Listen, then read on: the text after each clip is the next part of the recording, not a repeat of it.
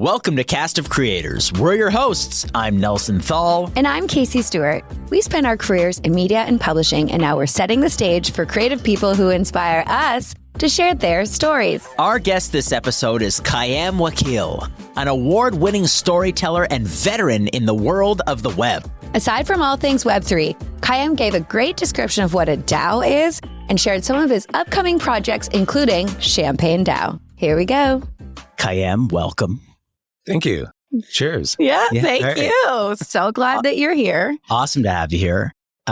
You're hilarious. I mean, I've been with you for about, been here with you for 20 minutes. And sometimes. Beautiful. And one of the things that struck me right away about you when Casey told me a bit about you was your purpose and ultimately to make people smile. I read about you. Yeah. That's what it is today. I'll tell you, that beautiful. I knew I would like you from the moment I read that one. Yeah. Okay. And I thought it would be interesting to dive into, what was the inspiration for that?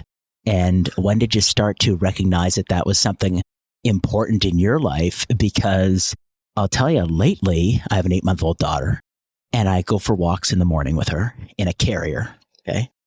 And I wave to people with her and she's smiling and people smile at me.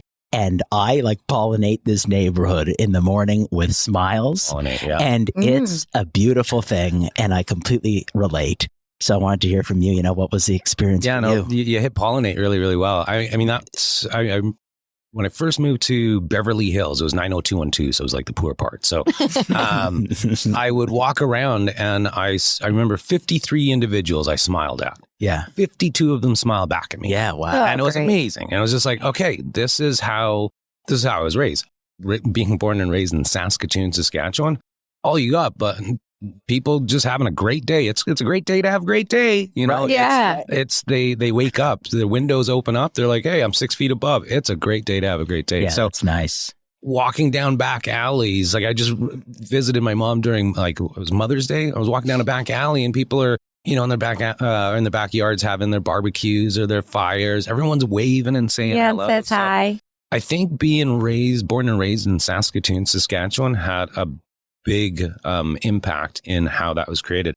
It's one of the sunniest places in Canada. I mean, it's cold as it's cold, but it's sunny. If you're outside, it's it's sunny outside, so very nice. It's warm inside, so it's you could deal with it. But it was the sunniest place, so sunny disposition. Yeah, and then being the baby of a family. Of how many? I was the youngest of 3. So I've got a 9 and 11 years older than myself. So I was like, cool. Oh, yeah, you're definitely the baby. Yeah, my mom had me when she was 45. Oh, wow. Wow, that's and then amazing. She was for, I think it was 30 odd years. I think or 25 maybe. What was it? Can't remember when I found out. 30 years. She's like, we wanted someone around when the older boys were gone to keep us company. And me being with the sunny disposition, I'm like, oh, that's so cute, Mama. That's so nice. I love you. You really love me. You brought me into this world with such love and care. And I was in India. And luck. Yeah, luck. Whoops.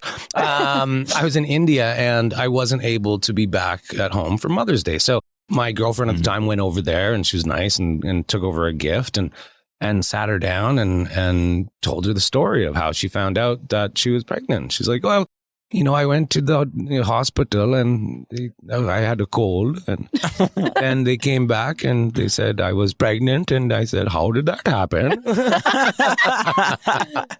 So at age 45, my mom is now pregnant with another child. Just when you let your guard down. Yeah. And so it was a surprise. And that's when I found out. I was like, wait, I wasn't on purpose. I wasn't there to keep you guys company. You lied. But it was cute to, it's like the story that she told. But that's when I realized it was like, holy moly. She was pregnant when she was 45. They don't have gender, reveal parties back then. So she had 2 older boys and she was just like, I want a girl. I want a girl. I want a girl. I want a girl. I want a girl. And so for 9 months, she just put female juju into her belly. She had a name. I was Suera. It means dawn. And so when I popped out, she's like, shit, this baby is going to be nameless. And I think it was nameless for 6 days. And then they finally, I think it was Ursulon was the runner up, but they went with Khayyam after Omar Khayyam. philosopher, Persian philosopher, mathematician, and poet. Cool. So I was like, okay, this is a big namesake to cover. He's like the entrepreneur.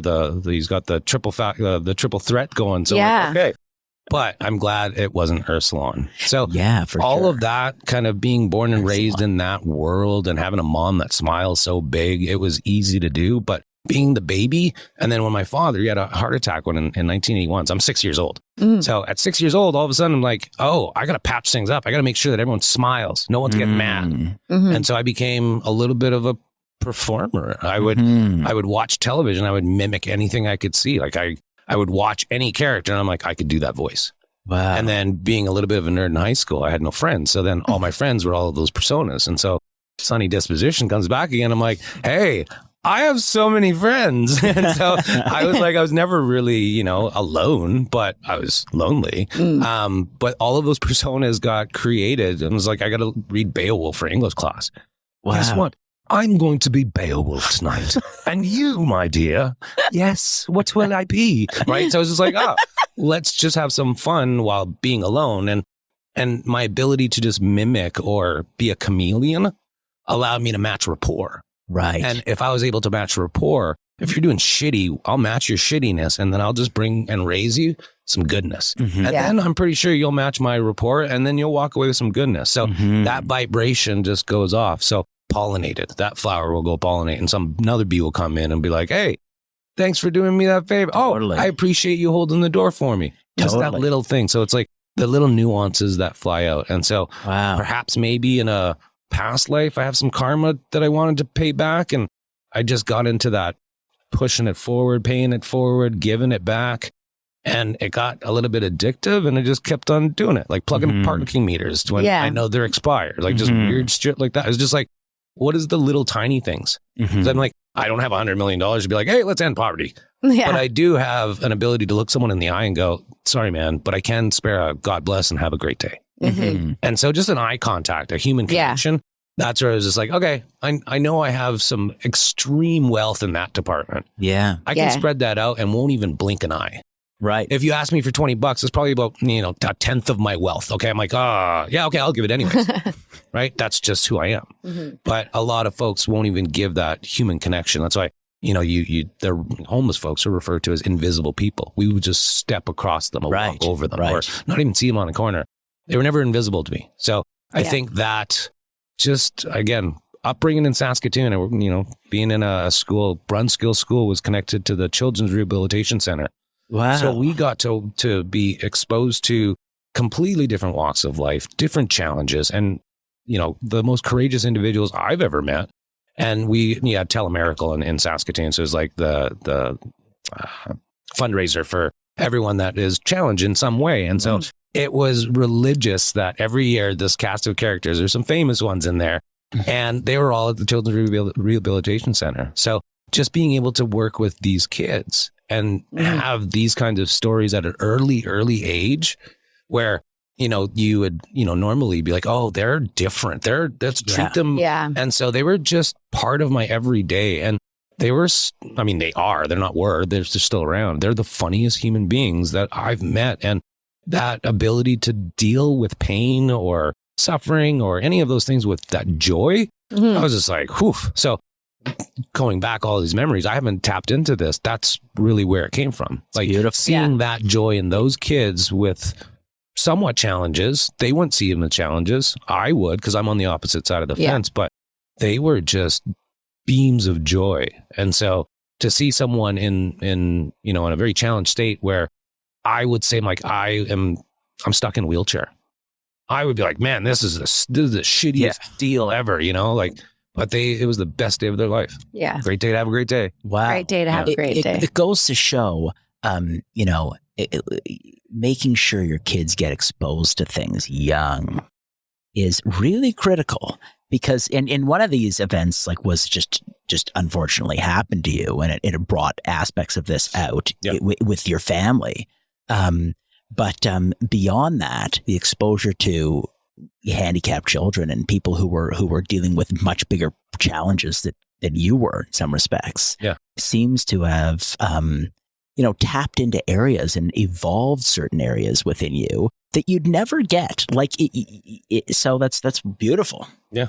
Beautiful. I've always known you to be a connector, and like Khayyam and I met on Twitter, like 10 years ago, and we kind of like built Twitter it. was cool. Yeah, before hashtags, before there were photos. Before you had to if you wanted to retweet someone, you had to manually RT. Yeah. That was the OG days. But I mean, even your kindness and personality really came through in those days. And we had, had been good friends for years before we ever met in person. And together we have spread smiles in many different cities together since then. Many countries too. Yeah, countries and cities. Yeah. Like where? Well, we first met in Mexico.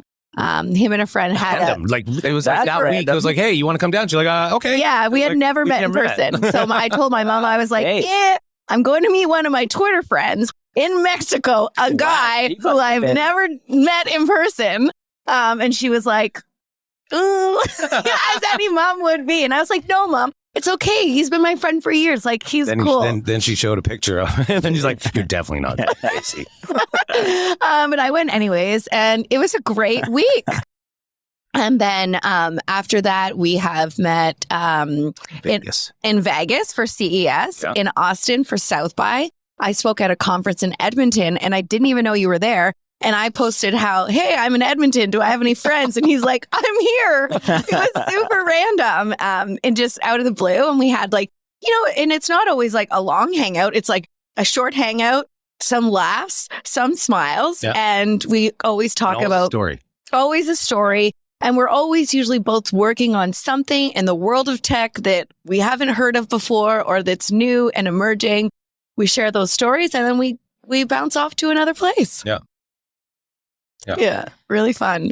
Aspects of this whole smiling back and forth with people reminds me of boating to some respect. Yes. Okay. So like boating culture, like if you're part of captain boating? Yeah, like captain boating. Like do the boater way. You know what? Actually, even when you go up north to the cottage, it's like the smaller the community gets and the more if you sort of know that somebody's got the same interests, or you've got some foundational connections, this ratio of smiles and waves are going up and up and up.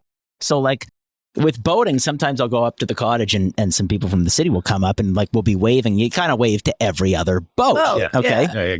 For whatever reason. You got to. You got to. It's like the Jeep thing, but you're boating in cottage country. Yeah. And it's a bit like in Saskatoon or how you describe it. Because on a nice day, like I'll go by a guy and I'll go, oh, awesome day, Yeah, absolutely. And he's like, it's kind of funny, like this, right? Yeah. Mm-hmm. I work with my laptop, I pop it up, and this is only known to a very small group of individuals. And what is, give me a... Oh, this is a chromie squiggle. Okay. It's an NFT. Like these things are... Oh, okay. It's an NFT expensive. It's like a $400,000. Oh, squiggle. Okay. Not the sticker, but this particular one. So it's like... the least amount of money required to own a squiggle was around $40,000. Yeah. So not that I'm doing it because I'm like, hey, I'm rich, yo. But do you own the NFT actually? No, I don't. I'm a squiggle scholar. Okay. So this is my door prize was a sticker. But what we do is we put them up as notifiers, right? So we have a boat, we do these things. This is the culture that's attached to it. And so now I know how to treat you and how to,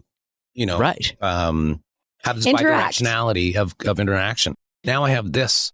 Now this is going to be smaller. There's not as many boaters, not as many squigglers out there. Right. But if I'm at a conference, yesterday I had this thing working, doing this. One guy's just like, hey, I just had to stop, shake your hand for that chromie squiggle, man. All right, cool, man. And I'm like, hey, it's worth it. One guy was just like, hey, you have a particular eye and you're associated to this group, which is associated to this larger group, which I'm going to now give you a head nod.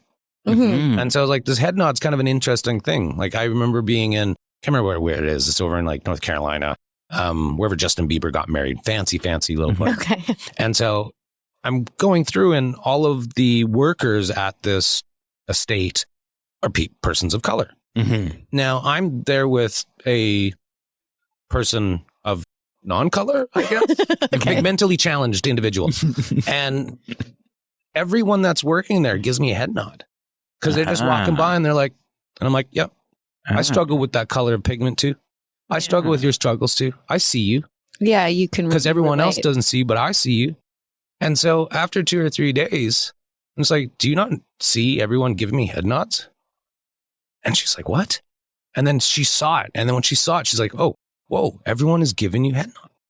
And it was something that was associated because like a chromie squiggle, the skin color was something that we're like, hey, we are, it's in that same thing. And it's a head nod.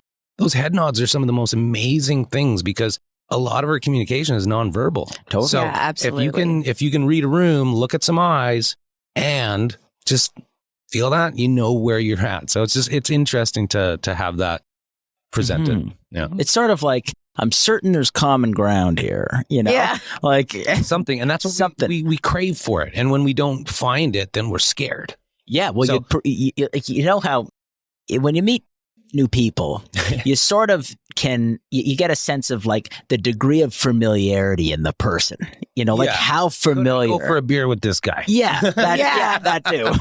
Yeah. But yeah, like how familiar is this person to me?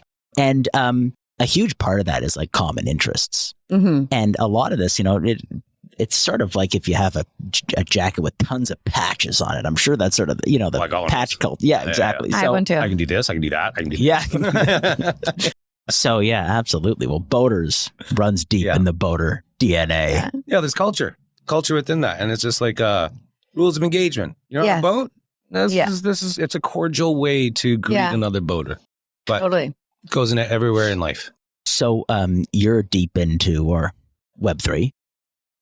Now, the foundational sort of vibe or the foundational purpose ultimately of Web3, or maybe I should restate that once more. Community is a huge element to, you know, what must interest you in Web3. So when you started to learn more about, it started ultimately with decentralization. You know, when you start to learn more about decentralization and community, is that the way that it started to creep into your life from that side of things? Yeah, it is in a certain way. It's a lot of the community stuff now, but I see it as like pirates. Like, there it is, pirates, man. Like Steve Jobs, like lifted that pirate talk and think different and the crazy ones. That's the real pirate era, right? Yeah. And so now as pirates, we're just like, you're on the front. That land be mine. Yeah. And it's like, oh, wait a second. You know what? That land can be yours. Right. If you put it on chain and you write behind that on chain and now you own it. So now when I write for Medium doesn't own my article. Now I own my own article because I can't really profit from writing a Medium article other than maybe someone subscribing for $5 a month. Like I'm limited to the amount of commerce that I can create from this platform. But now in the Web3 world, it's, you know, before it was read, then read, write, then read, write, own. Yeah. So in this ownership, a lot of folks are realizing that they can do a lot more when they own their own properties. So I think that's, you know, in that pirate era, there's a code, right? There be code. And if you cross it, the plank is right there. If you have rage quits and DAOs, it's like, okay, well, if you don't like it, take a hike. And we don't like you, we'll tell you to walk the plank.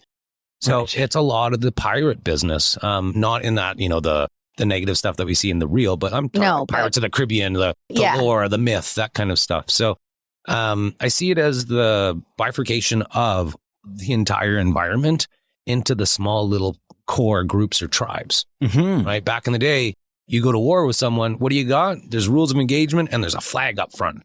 You're saying my tribe against your tribe. Right. But now how I see it is it's kind of like the United Colors of Benetton and we all got a bunch of flags and there's no one on the other side. It's just a big line of all of the representation. So in that tribalism or piratism, it's like you fly a flag, but now we're not flying them in opposition. We're just flying them in unison. So that's how I kind of see it. So how does sort of tribal order wiggle its way into keeping order in a DAO? Ooh. Well, it comes with sacrifices. As long as we sacrifice a virgin to the sheep in the magical volcano, all the gods are appeased. But usually it comes down to governance. We kind of take down you know, any of the naysayers, and you create that. It's a very nascent industry, so you'll find in ways in governance, not everyone's going to do it the right way, or is there a right way? But I think we're learning along the way. So, for sure, because it's a moving target. What the heck, the right way to govern exactly is, and different things need different governance structures.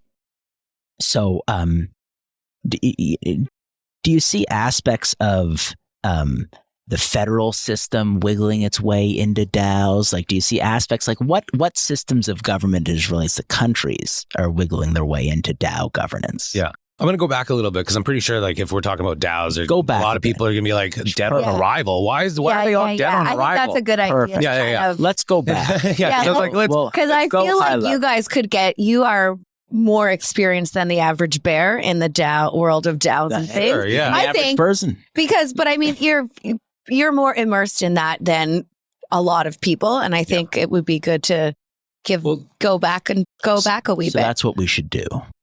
Yeah.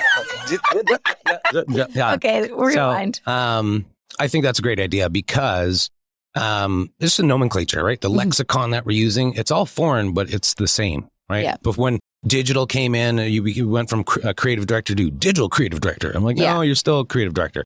It's kind of the same thing. So DAOs are just another form of a company, right? So in the States, you had an LLC. Well, now this is a DAO, a decentralized autonomous organization. So instead of, let's say, a triangle in the hierarchy of a normal company where you have the CEO up top, and for lack of better terms, shit rolls downhill, right?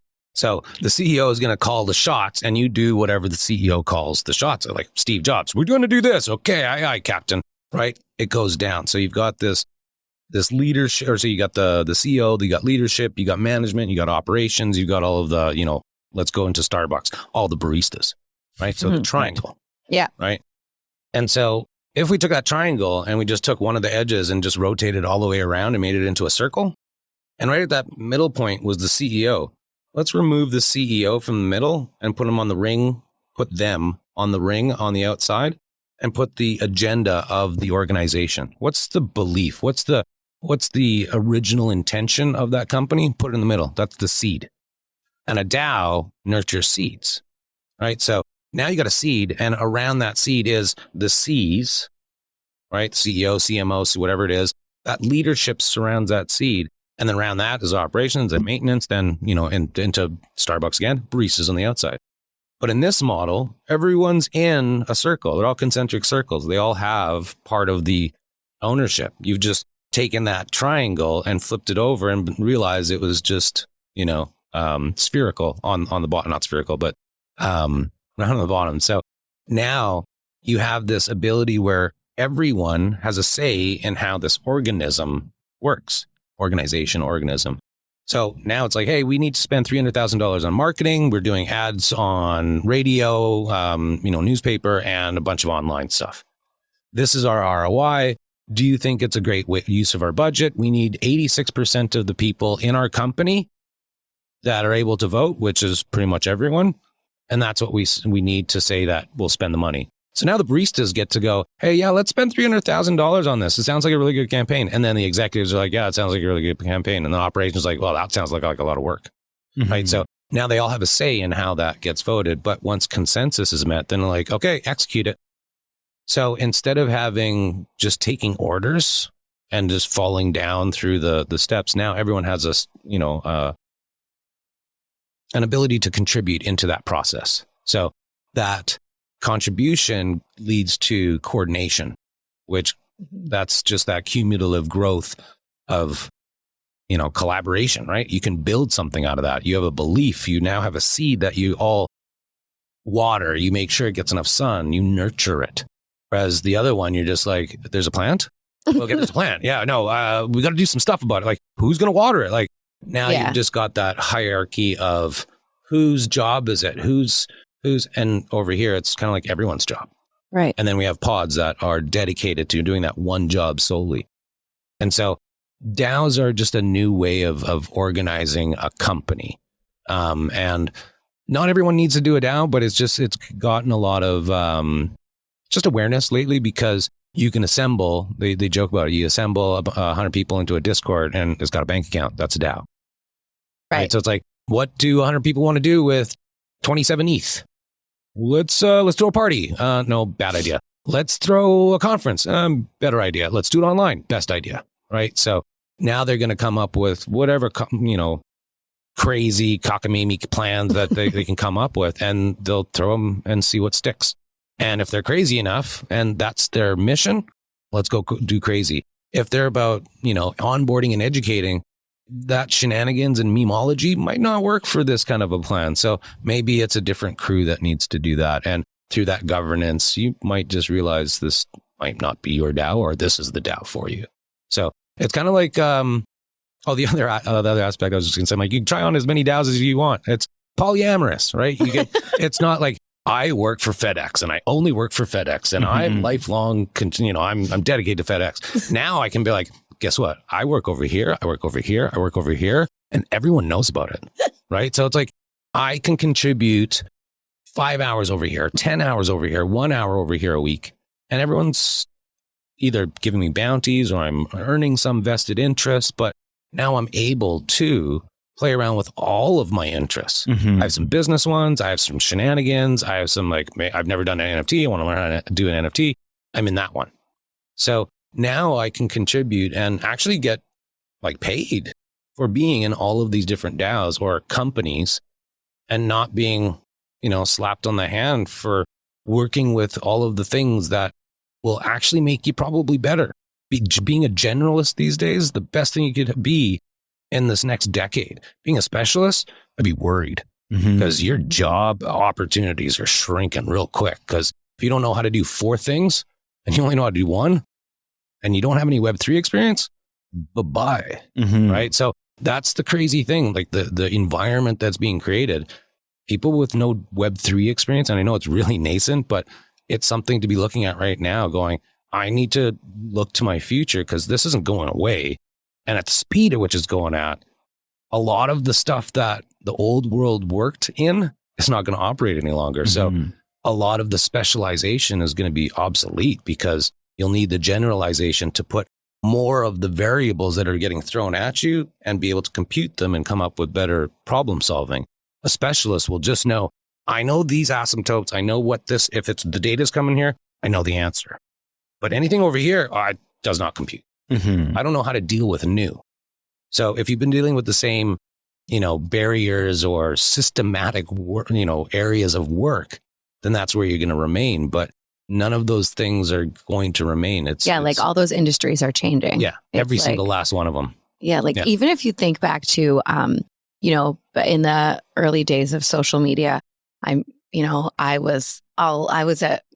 were early adopters, and people like, oh, social media, it's a fad. It's not going to be around. And it's like, if you take, and I got told that from everyone, and that I was like, oh, you're a nerd, you and your Twitter friends. But if you take a look at what social media has done to communication, marketing, it's news breaks, on Twitter or wherever, it's like, that has changed so many industries. And if you look at the last 10 years, how so many things have been flipped on their head, well, think 10 years ahead of what Web3 is going to do to so many industries. Again, it's exciting. I feel like, when learning about those types of things, I kind of gave me the same, just all kinds of Web3 and NFTs. It gives you a bit of the same excitement as I had at the early days of social media. Because it's like, for a while, Clubhouse was really, it was really useful in the pandemic. I mean, don't know where it is now. Don't even have the app anymore, but I was in a lot of conversations around this topic. You were deep in there. Yeah, I was in there all the time. And, and it gave me that same excitement that something new. We're part of a community that is doing a new thing that is going to change a lot of different aspects of the world, or will be part of making change happen. And it was very positive, very community driven and exciting, and makes me excited. Yeah, no, absolutely. And then I that resonates with me too. It brought back, Twitter was somewhat dead to me. I was just like, oh, like I was in it. Mm-hmm. It was great. And then I realized that everyone knew that they were on camera. They were on the spotlight. So they never really behaved the way they really were. They were just being who they thought everyone on the internet wanted them to be. So I was just like I saw the Instagram and I was just like, oh, I can't. Well, that's definitely what Instagram is. It's right. Yeah, exactly. It's just like for a lot of yeah, no, I'm generalizing. I think it's a safe general. It's safe. Safe. Yeah. Yeah. The network effect of psychology on being bombarded with impressions is going to do something. I can't remember where I was going with this. Oh, but the Twitter people being themselves. Being themselves. There you go. Yeah. So it's like they would present a version of themselves. And then I was just like, oh man.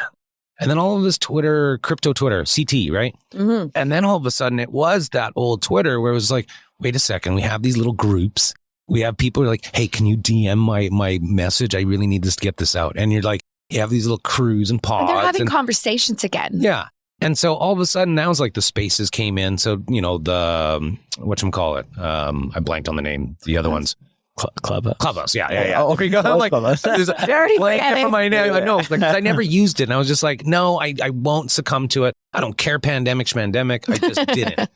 And because I sat there and going, little do they know that they had to spend millions and millions of dollars to just get that, 100 million users. Or not even. I don't even know if they were ever hit 100 million users. But I just sat there going, well, Twitter already has built-in users. All they have to do is turn a switch on. Turn on the audio. I'm just going to wait for them to turn on the audio, and then I'll jump into that because the reach on that will be fundamentally paramount to growth in this realm. You realized it was a feature and not exactly. So I'm just like, I am going to. I mean, I didn't think it would last that long, but hey, am I going to go vest my interest for a year to be a persona on an audio thing when I know that I already have a built-in audience on Twitter that I can activate if I want to say something when Spaces comes out. Mm-hmm. So it was just, all of the Spaces being a part of it, all of a sudden, like Snoop Dogg jumps into space, you're like, oh, access. Mm-hmm. Right? Yeah. You felt special. You didn't have that special feeling before. And so now you have that rarity of like you were on Twitter at 1:27 a.m. when so-and-so in LA jumped on. You're like, oh my God, I was on. And then I asked them a question and they answered it. And now we're following each other and now I'm helping him with a project. What? Exactly. And so that spontaneity or that ability to create something from nothing just by being present in a moment with a bunch of other people that are doing the same thing, that's where that, the impossible becomes just rather possible. Mm-hmm. Right. Yeah. But yeah, no, it's a fun time to be on Twitter. Like I really enjoy Twitter again. LinkedIn is kind of that business thing where I don't really post there anymore. Like I like everyone's thing and keeping up on all of the new stuff, but Twitter's kind of the only spot where I hang out these days. I find what happens to me on LinkedIn is I get so much incoming DMs and messaging. Yeah. It's all just... Try being a girl. Yeah, totally. Oh my God, LinkedIn. So I can't even imagine. Yeah, no, that's horrible. It's a big no for me. Yeah. I don't get that. Yeah. But I mean, I know what you mean. Just even like, I don't know where people get are they sending auto DMs or something that it's like this long thing telling about your project that has no interest to me and that you would love to connect because we're in the same industry? What? Yeah. I mean, rarely does that.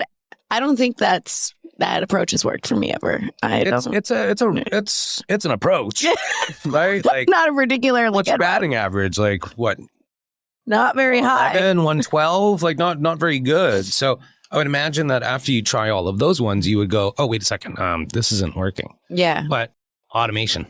Yeah, right? I guess automation tools. Tools. Anytime you get a DM or an in-mail, it's an automation tool from someone who spends, $100,000 with automation tools trying to get $400,000 out of DMs.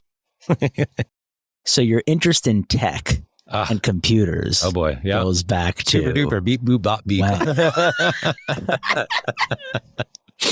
Yeah. Goes back to Saskatchewan. Yeah. there's not much to do in Saskatchewan other than Smile, drink, do drugs, have babies, or tinker. And so I tinkered on muscle cars and computers. Cool. So I had a Sinclair when I was probably 5 or 6. I was really young. What's a Sinclair? Oh, Sinclair. It's like good question. Yeah, there you go. So this is before like there was like the first real personal computer. Okay. And it's like a speak and spell. You remember the buttons on a speak and spell? Yeah, I still have mine. Yeah, I have one in my front. Yeah, I have one in my bay window. We still have it I think my sister has it, but we still have it. Yeah, me too. I've got one in my bay window. Okay, so what's a speak and spell? A speak and spell is like an old toy. It had like a keypad on it, but the buttons were like really pressy buttons. Like there were bubbles and you would just press them and they kind of click. But it would spell a word like so you could press like A and it would spell the letters out for you. Yeah. It's like a learning tool for kids. Oh, okay. Yeah. It's a really bad audio. But it will say the word. If you spell the word with it, it would say the word. Yeah. Yeah. Very mechanical. Yeah. You ever put your name in it? Okay. Yeah. Yeah. Mine doesn't go either. Like Casey, because spelled CASIE. Like. Then you learned how to spell it phonetically, and it's like, because you know, back in computer days, you could code stuff. So it's like, I can type in this word and I can make it say something in whatever voice. So I turned KHAYYAM into KIAM, and it's like, Khayyam. And I'm like, phonetic Khayyam. Got it. Yeah. Got it. Yeah. Okay. So started tinkering with Sinclair. Yeah. Which and is... It's like a one-piece little computer with those speak and spell buttons. Like that was your keyboard. It was all one piece. It was really weird. No screen. It had an output to like a weird, like grayscale monitor. Okay. And then Commodore 64. Yeah. Then when I started coding on a Commodore 64 and I was 8 years old or something, like making like awesome. gauntlet type games and stuff. So I was like, okay, like go to 10. Like that was really easy. It was basic language. It was just like numbers, and you would just give reference. Like go to 10, go to 40, execute this thing. And I remember even in the school, like back in the day, I don't know if both of you maybe, but you'd have the school book orders.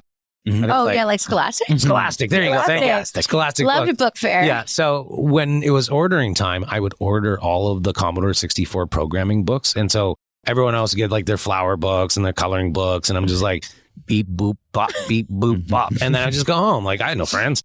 And so I would just do computing. And then I got an Atari 1040 ST. That's when he got into 496 range of colors and like millions of colors. And so I was like, video games came to life. Art came to life. And it was a MIDI computer. So it's still used in a lot of like synthy stuff. Yeah. But it was a musical instrument as well as this artistic thing. And in Saskatoon, we had an Atari ST user group. We'd meet up every month. Yeah. Cool. Friends. Friends. I'm like, I'm a friend. And they're nerd friends. So I was just like, dude, the best kind. I have a burned copy of this game that you need to play. I'm like, oh my God. And so then I was just like, I hung out with hackers. And so then the hacker culture kind of got to me. And way back before there was really the internet, I was part of like, there's this group called KDX Haxel and Hotline Connect. These were clients and servers that would allow someone to like create a server. Like I want to go to Facebook. You create a Facebook group. Someone who likes that one thing is in that group. Imagine you could do that without a Facebook and you could just create the group and just give the address out to certain people, just the ones that get the code, right? And now you got your own clubhouse. Right. So just like we have DAOs now with an agenda or a clubhouse, that's how the internet worked that I knew before Web 1, Web 2, Web 3. Web 0 was server clients. Right. And so I had a list of, 30 different servers that I would connect to every day. And Demos was over in New Jersey. And then I had a Hash Hut guy, and everyone had their own thing. I had a Japanese guy who would only deal in stock photography. And this is, I think there's like statute of limitations is over, I think 20 years from now. So what he did was back in the day, it was like you buy a CD for $600 that had 52 images on it. Wow.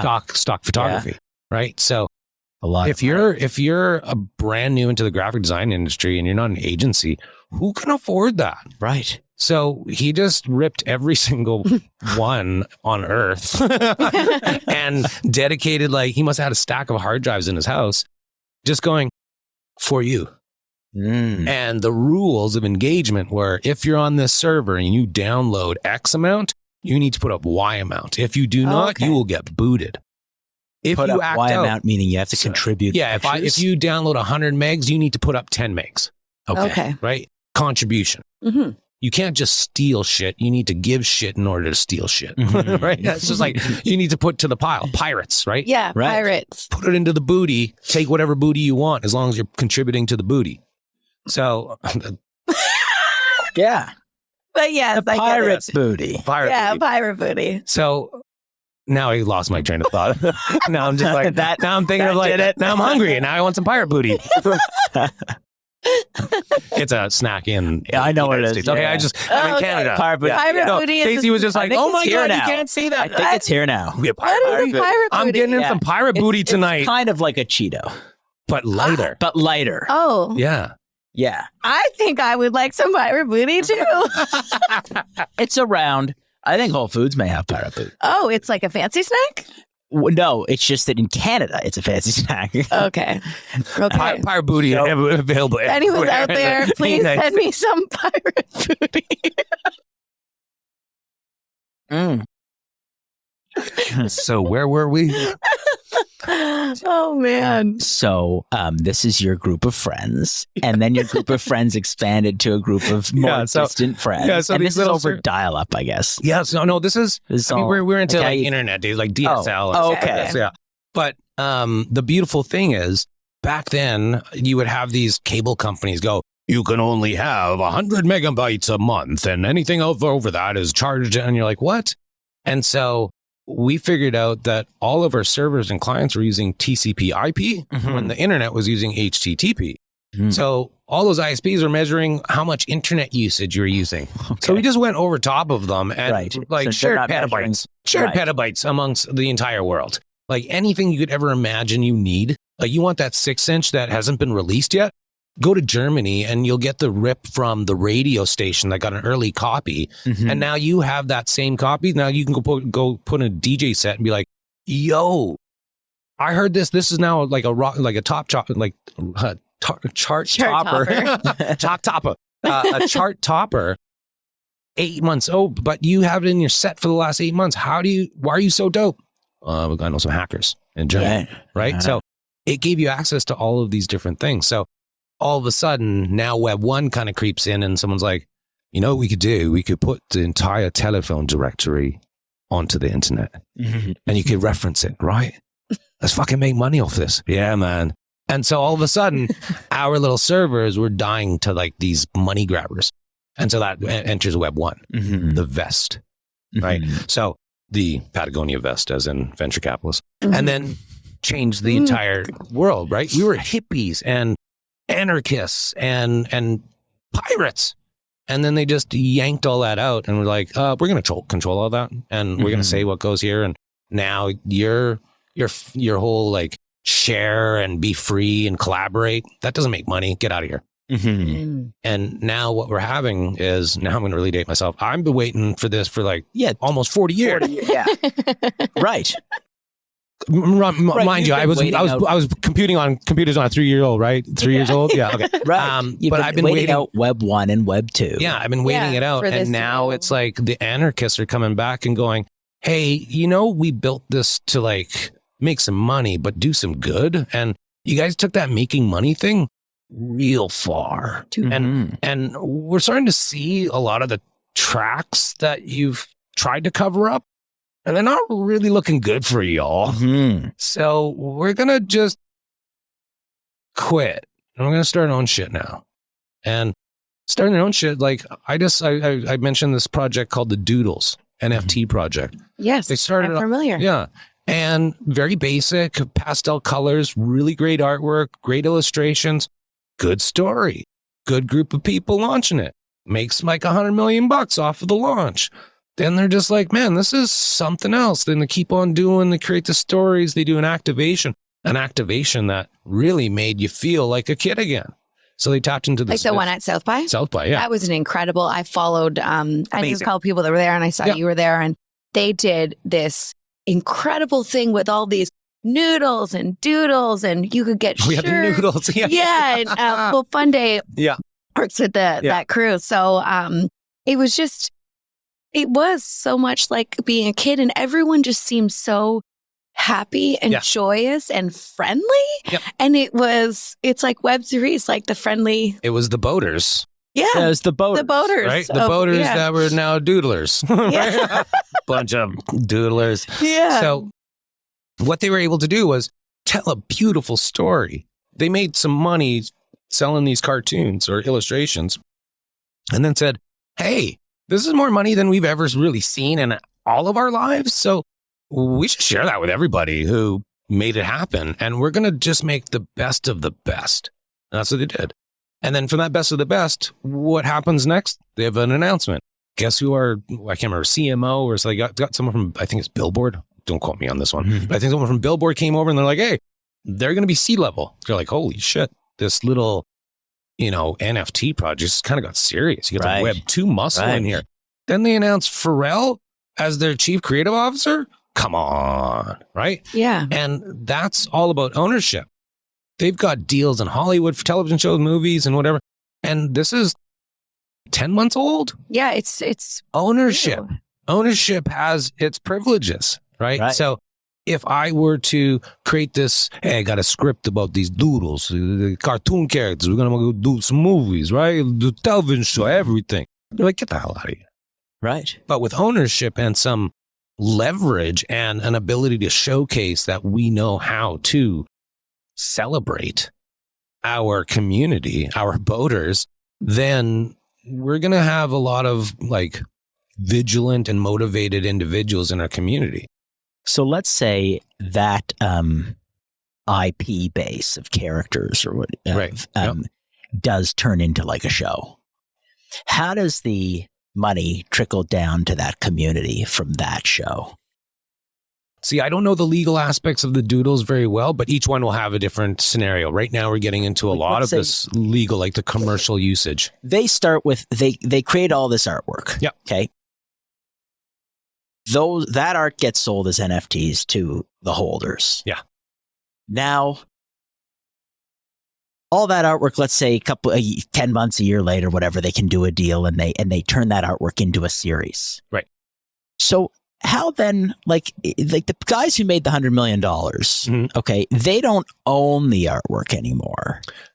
Like, how does that all happen? Well, that's the thing. I know, but don't quote me on this, but let's go into a hypothetical and remove. Let's remove the doodles. I will NFA. Yeah. But let's remove the doodles and let's just go into a hypothetical. That'd be great. Because now you're getting into these rights where it's like, some will go, hey, you have all of the commercial rights. You have all of the copyrights. You have all of the trademarks. So now we come into these Creative Commons licenses, CC0, which relinquishes any rights to the IP. However, you have commercial usage where if I turned a character that was a CC0, I'll use an example that's a CC0. So nouns is something that's very popular. Nouns.wtf. Everything that they have is CC0. So I could have one of their nouns and I could put it on a t-shirt and I could make money with it. Right. Because you own the commercial rights to that. But I could use it on any noun. Oh. Now, the thing is, if I call, like I've got a little noun, it's a moose. I called it Manny Moose because I was like, hey, if you got one moose, you got many moose, it's the same thing. It's a moose is a moose is a moose. So I was like, okay, let characters come in. So I'm like, okay, I can story tell with Manny Moose. Hey, Manny Moose knows everything about Web3. What do you want to know about Web3? Yeah, that guy's a joker. Don't deal with him. And so if I get Manny Moose and I create that particular Manny Moose with my sweater and my glasses and everyone knows that that's Manny Moose, now I have trademark. I can create a trademark off of Manny Moose, not the noun. Right. So a lot of the folks in like there's some legal issues going on around commercial rights and copyrights and so forth on like the punks and apes and the big. I was going to bring up the sellers, right? The apes, right? So they're not suing off a copyright because they can't. What they're suing off is the trademark. So what they've created is a story of this entity, and that entity cannot be confused with anything else. And so that's why the trademark belongs with them. So essentially, they in any of these scenarios, you have to waive copyright.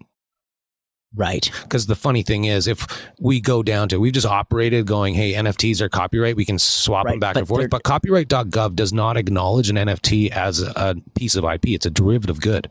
So if the people who enforce the copyrights in the world do not acknowledge an NFT as a piece of IP, then what we're doing is creating a fair trade market based on our understanding that we are able to, and we wrap it into a legal wrapper saying that we can, but we're selling something that's not recognized as IP in the first place. Right.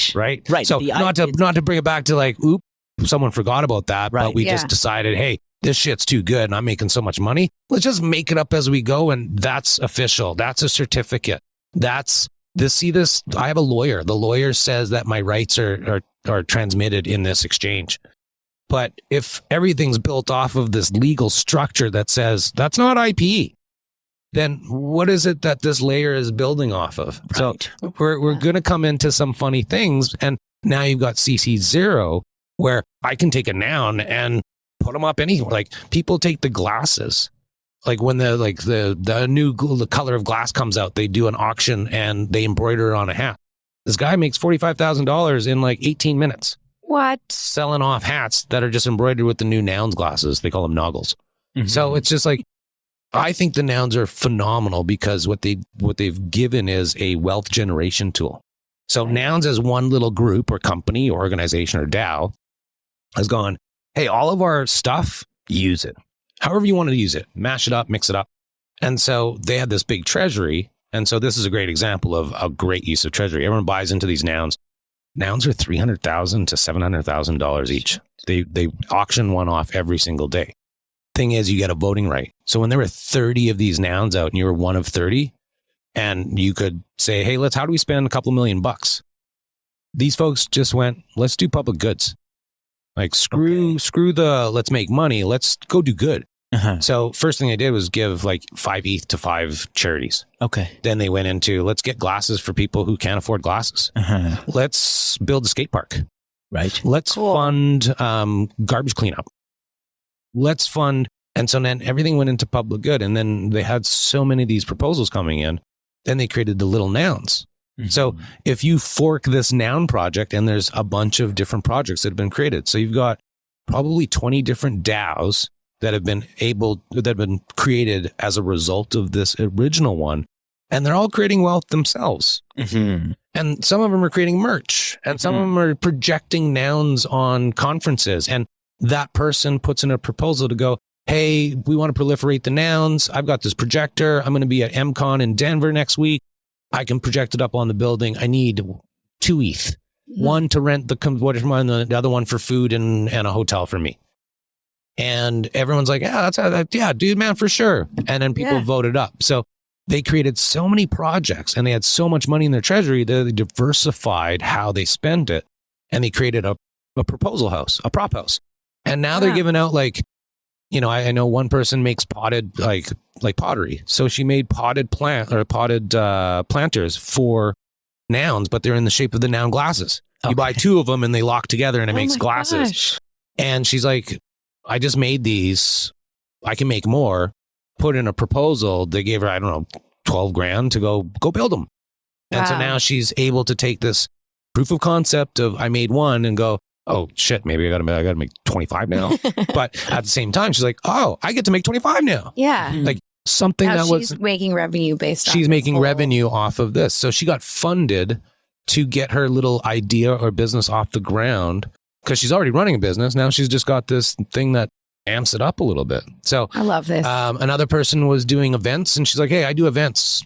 We're proliferating nouns. Let me do your PR and marketing. Just pay me to go to the events. So they gave her like 70 grand to go to all the events to just proliferate nouns. She's like, we got balloons, we got this, we got some shirts. I'll be at this place. I'll be at this place. That's awesome. That's the amazing thing of just having that one community create all of these other wealth generation and removing any of the trademarks and copyrights. Totally. Yeah. Want to hop into one of your DAOs? talk a bit about one of your DAOs? Sure. Yeah.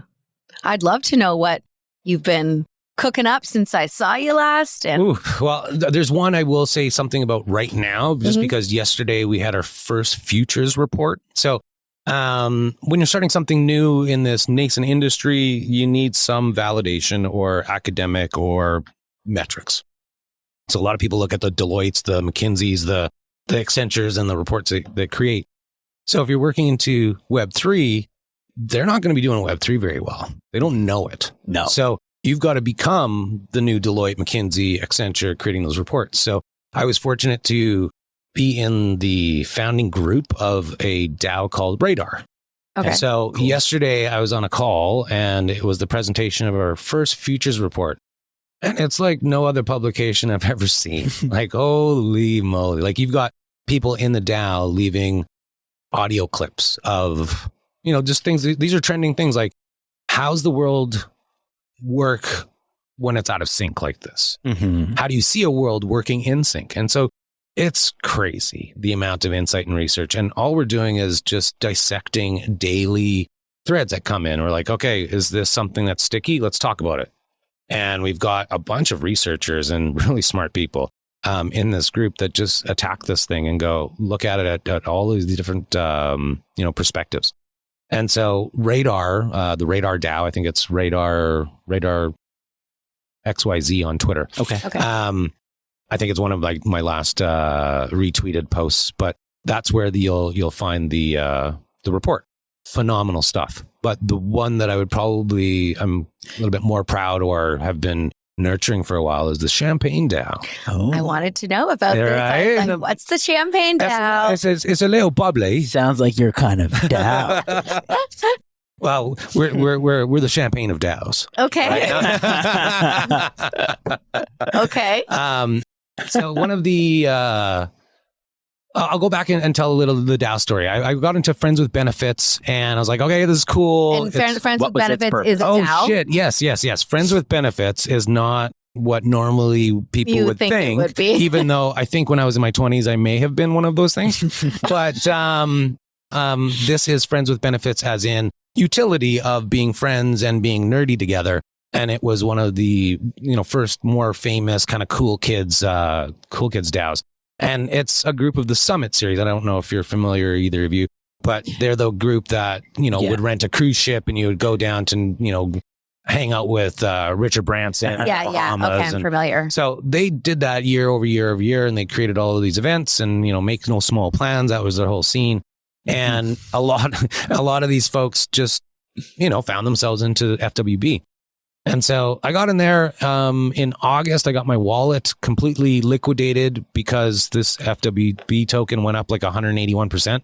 So it made my bag really big. And so it must have triggered whoever hacked my stuff 6 months ago. Oh. And so I was driving back from LA to Vancouver. And I was just checking because I was like, man, I got an alert. It went up again. I'm like, what's my bag worth? And I click it while I'm driving on the road. And I look at my MetaMask. It just has all these zeros. And I was like, oh, maybe it just hasn't connected to network. Oh, no. And then I look and I hit the button on one of the coins. Like I transferred it to myself at 10:51. I was on a call at 10:50. Oh. And then I hit on the other one. And I'm like, transfer myself. And they even took there was $50 in ETH. They even took the last $47 in ETH. They took everything. So all this was, you're only a member at FWB if your tokens are there. Right. And so if I was an American Express, I'm like, I don't recognize this charge. Please, blah, blah, blah. I'm still a member. Membership has its privileges. I had no membership, no privileges. Membership anymore. And so I was like, I don't like how DAOs work. I don't like this DAO. Leave no person behind is my rule. Yeah. And so I'm like, if you were, you'd step up, but you didn't. So you're not. So I went to the next one. If you want to learn, you go to, if you think that one DAO is bad, you go to another one and wait till you experience bad. So that's what I experienced. And I was like, oh my gosh, how can 3 people own 67% of a vote? If one person doesn't like an idea, they can just be like, I don't like that idea. And they can just poo-poo on it. And then everyone in the DAO is like, yeah, if he doesn't like it, he just poo-poos on it and we don't get it. And I'm like, that's what? no fun. I'm like, how do you stand for this? I'm a visitor here. I'm not part of your club. So I don't have to agree with the rules because those suck. Mm-hmm. And so as a result of that, it became aware. And so the person with the most amount of votes recused himself from the vote, which sent a huge signal throughout the entire DAO to refrain from voting, because if you were seen to vote, now you're in opposition to the head honcho. Right. It spoils the whole thing. And I'm like, oh my gosh, not my DAO. I'm out. Mm-hmm. And then this is the reason I told the story is I found Jump. Jump is a marketing and PR DAO, or community. Sorry, it's not even a DAO.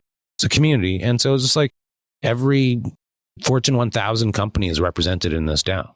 And so I lurked for a while and I just hung out. And the first call you make is with the founder of this community. So you have a one-on-one with a Zoom and you're like, holy man, yes. All right. White glove. I like this. I get to know who's running shop. Right. And so I had this call. And then the next call was with a new member. And this is Patrick Mitchell. And this is who started how all of this champagne started. I was his first call in this group. Nice. And he's like, hey, listen, I got this company out east, wine, rosé, champagne. I've been thinking about creating a champagne DAO. Here's this Notion doc I've written. I'm like, whoa, dude, you've really thought about this. Like, this is amazing. But he had no, really understanding of Web3. And I'm like, listen, dude, I will be your Sherpa. Let's get brunch set every Sunday, 11 o'clock PDT or PST. And then he's in Miami. So we would have a brunch call every Sunday since January. Wow, amazing. So we would have this call and we're like, okay, Champagne DAO, what do you want to think about? And then what was funny was I think after 4 months of just having one-on-ones, we invited two other folks from Jump, that I worked with, that were my first calls. Mm-hmm. Wow.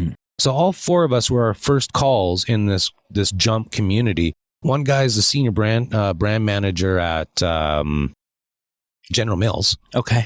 And then another guy's full-time Web3, built all of the onboarding and the coursework at Rabbit Hole. Mm-hmm. And then myself. And I was just like, holy, this is a weird, eclectic group getting together.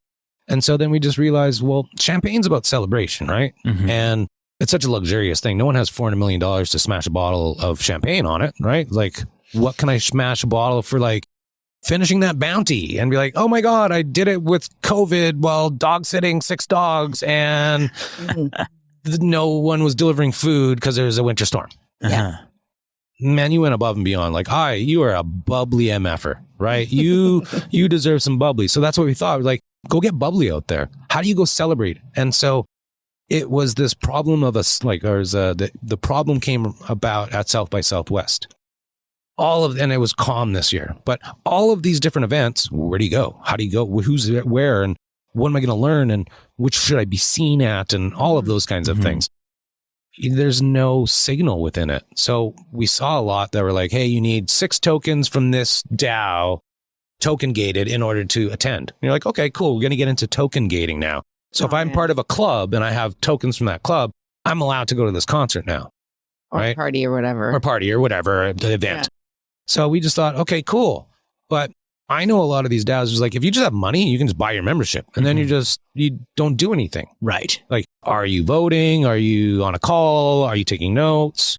Most of them just buy it and they're like, I have wealth. I'm just going to collect memberships because that's where the cool kids go. Right. So we thought, well, we want some vibrant people, active. And in the world of DAOs, and I'm not a big fan of it, but you'll hear it if, you jump in, as vibes. Yeah. Right. Yeah. It's like, our DAOs we work on vibes. And so like when we look for investment, we just look for VCs with vibes. And so there is no real measurement of vibes. And so we just thought, like, let's give vibes another word and we'll call it bubbly. And what we're realizing is retention in a DAO, because now we can see, are you active for the first 3 months and then you're not active for the next 9 and then you come back, or you're gone forever? So with bubbly, your accomplishments or your behavior or how you're seen by your peers is reflected. So we're not trying to do like, this is a reputation, scenario. It's more of a, hey, are you rewarded, awarded, and a person that vibrates at a different frequency? And are you active? Mm-hmm. So it doesn't matter what you do, but are you active in your community? So we realized running a DAO is really, really hard. So we wanted to become a DAO alliance. Work smart, not hard, right? So what we're doing is partnering with 20 DAOs to begin with and go, hey, you have an amazing crew here. You do all of these things in this area. You're another DAO. You do all these things in this area. We're going to dole out a bunch of bubbly tokens for you to dole out to everyone in your DAO. Oh, that's fun. And then we're going to give a bunch of bubbly tokens to you in that DAO over there so you can reward those folks over there. And so the whole scenario is the more you give, the more you get, right? So if I have 1,000 bubbly and I give them, 500 to you, 500 to you, well, you have 500, but I got 0. No, I get 1,200 now, right? So it's like, as soon as I give, I get remunerated for my giving, and then I get a little bump up. So the more I give, the more I can get. Yeah. The idea is, well, you can just accrue bubbly, and then, later on you can like get bottle service or send a bottle of champagne to Casey from like, man, you're the dopest homie. Thank you so much. Loved you for, getting me on the show. Yeah. There you go. So I'm going to send her some bubbly, enough bubbly that she can now just claim her bottle of champagne. Cool. Right. And eventually what we want to do is once everyone's celebrating all of this and we can kind of see who are those bubbly, MFers or bubbly individuals, now we're at URL and translating to IRL. So now at South by Southwest or Art Basel or whatever, ETH, this, Berlin, Lisbon, now we can be like, hey, you can go to the closing party if you got 300 bubbly. And if you don't, go do some good stuff around. There's some bubbly floating around. You'll get it. Yeah. Oh, you don't got enough bubbly? Let me send you some bubbly, man. No, I got you. Right? Thank you for being you. There's 200. Now you can go. Right? So now we'll have a little bit of a little marker on any of the events that we go to kind of go, oh, these are active events, or this is an event with active people who are vibing high. That's kind of who I want to be around, because then we realize that they're not going to rug me. They're not going to like, hey, what do you do? Oh, you can do something for me? Okay, I'm your best friend now. Yeah. Right? No. You remove a lot of that stuff. So that's So who accepts bubbly and gives champagne? Your original producer? Take it the full circle. Yeah, and I was going to on that, when they're active in the community, is this in a Discord? It can be anywhere. Anywhere. We actually run our stuff from Telegram right now. Okay. And the only reason why we will have a Telegram or a Discord is so that we have an announcements channel. Okay. We'll basically create announcements in our announcement channel that announcement channel can live in other people's DAOs. Okay. So if we're celebrating, someone's like, yo, check out Casey and her DAO. What she did. Look at how much bubbly she got. Like, amazing. Let's just give it up. And now that announcement channel gets shared into our DAO partners because they'll have an announcement channel that says bubbly or what have you. Okay, now what? Now so, I'm asked. So now it's it's a circle. It's a long tail plan. What we realized was we can't go and start a champagne company with 16,000 people and be like, yo, let's start a champagne company and govern it. That's crazy. So we thought, let's celebrate and give access. And so it's access to the events, access to the bubbly. And so eventually you'll accrue enough bubbly and you're like, hey, let's 5,000 bubbly can get you a membership at the Champagne DAO. Now, if what we do at the Champagne DAO, which isn't really a DAO, which is kind of funny, resonates with you, now you can kind of up your game. Now it's like, okay, cool. You want to, do something more. You want to be more active. We are going to start our own champagne brand. It's going to be a community driven one. However, that's got to be a different governance token. It's not going to be bubbly, but it will be a community backed and driven CPG brand. Right. So now what we do is we get everyone naturalizing the use of bubbly and then using that. And then now they've got this where, there's a lot of tipping tokens within these cultures. We're just a different version. Like someone might tip within their Discord or their DAO. We're tipping so that they have access to something on the outside. So it will be about accruing your loyalty points. It's very similar to air miles. Right.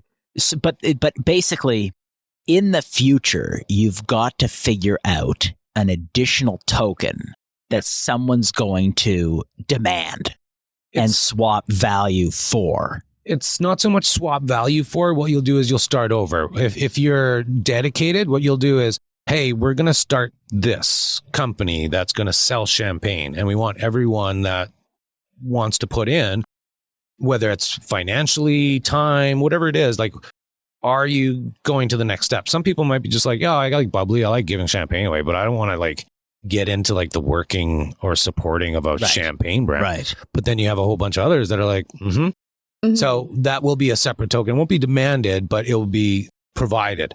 And it's like a buy-in.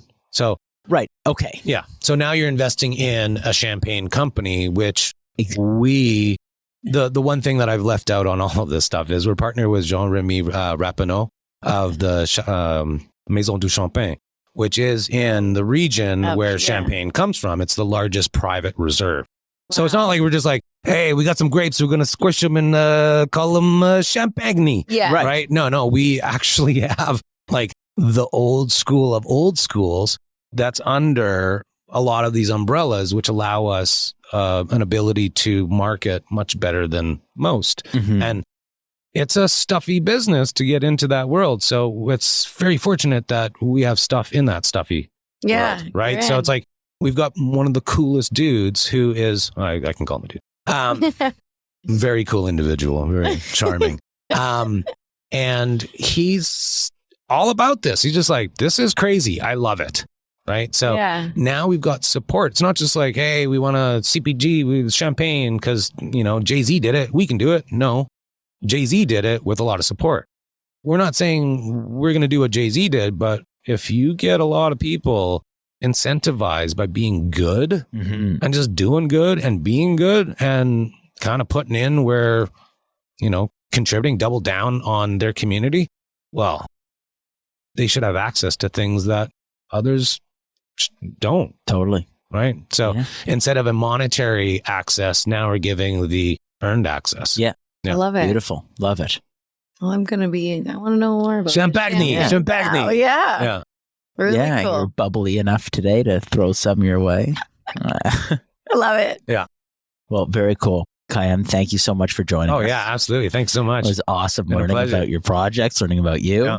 And really appreciate you joining. Thank you. Absolutely. So good. Love you. Long time. Yeah, long time.